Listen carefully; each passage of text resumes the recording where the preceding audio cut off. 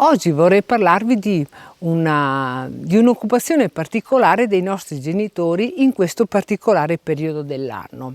Infatti andavano alla ricerca di rami all'interno dei boschetti che c'erano nelle nostre aziende, rami che destinavano alla realizzazione di manici per le loro attrezzature.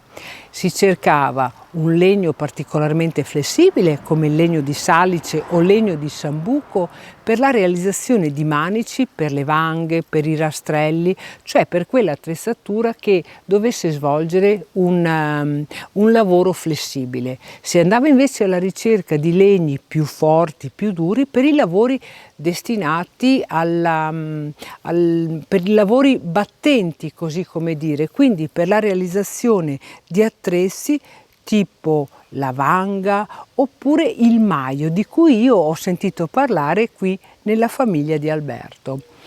Il maio era quell'attrezzo che si utilizzava per rompere le zolle, altrimenti detto anche rompilotti. Il lotto infatti è la dura zolla di terra ed erano lavori di questo periodo in vista della preparazione dei terreni prima delle semine.